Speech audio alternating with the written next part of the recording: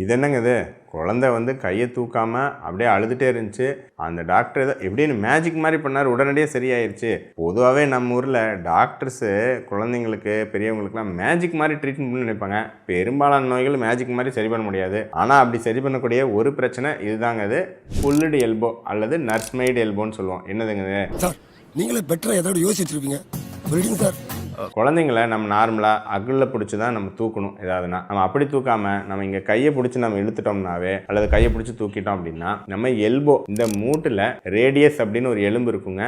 அது வந்து அங்கே ஆனுலர் லிகமெண்ட்னு ஒரு ஜவ்வு, அதுலேருந்து கழண்டு வந்துடும். ஏன்னா குழந்தைங்களுக்கு அது ரொம்ப லூஸாக இருக்கும். அப்படி கழண்டு வரதுனால குழந்தைங்களால் கையை மடக்க முடியாது, கையை திருப்ப முடியாது, அப்படியே வச்சுக்கிட்டு இருப்பாங்க, ஃப்ராக்சர் ஆன மாதிரி. ஸோ இதை வந்து நம்ம பொதுவாகவே பார்ப்போம். மாதம் 1-2 குழந்தைங்க வருவாங்க, பெற்றோர்கள் ரொம்ப பயந்து வருவாங்க. நாங்கள் செக் பண்ணி பார்ப்போம் ஃப்ராக்சர் மாதிரிலாம் எதாவது இருக்கான்னு. அந்த மாதிரி எதுவும் அறிகுறிகள் இல்லை அப்படின்னா, சந்தேகம் இருந்தால் எதாவது எக்ஸ்ரே இது எடுப்போம். பார்த்துட்டு ஒன்றும் இல்லை அப்படின்னா சிம்பிள் ஒரு ப்ரொசீஜர் 30 செகண்டில் ஒரு சின்ன ஒரு மெனியூவர் மாதிரி லைட்டாக அந்த ஒரு டேர்ன் பண்ணுவோம். அந்த ப்ரொசீஜர் பண்ணாவே டக்குன்னு குழந்தை ஒன்று உடனடியாக வந்து கையில் ஏதாவது பொம்மை கொடுத்தா வாங்க ஆரம்பிச்சிருவாங்க, ஜாலியாக விளையாட ஆரம்பிச்சிருவாங்க. ஸோ மேஜிக் மாதிரி ஒரு பிரச்சனை சரியாகும்னா இதுதாங்க அது புல்லுடு எல்போ. இதில் நம்ம தெரிஞ்சுக்க வேண்டிய விஷயம் என்ன அப்படின்னா, குழந்தைங்களை அந்த மாதிரி பிடிச்சி தூக்கக்கூடாது அப்படிங்கிறது தான். சரிங்களா? அடிக்கடி இது வந்து நடக்குது. என்னைக்காவது ஒரு நாள் நடந்தால் ஓகே. அடிக்கடி ஒரு 4-5 வாட்டி இந்த புல்லுடு எல்போ நடந்துகிட்டே இருக்குன்னா அந்த லிகமெண்ட் பர்மனெண்ட்டாக டேமேஜ் ஆகிறதுக்கும் வாய்ப்பு இருக்குது. அந்த மாதிரி ஆகிட்டா நம்ம அதுக்கு வந்து ஈவன் ஆப்ரேஷன் அந்த மாதிரி கூட பண்ண வேண்டிய தேவை ஏற்படலாம். அதனால் குழந்தைங்களை ஹேண்டில் பண்ணுறவங்க, பெற்றோர்கள்,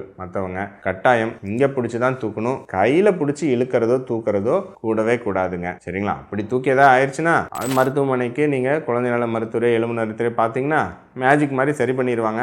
ஆனால் மேஜிக்கு அடிக்கடி வேலை செய்யாது. அதையும் வந்து ஞாபகம் வச்சுக்கோங்க.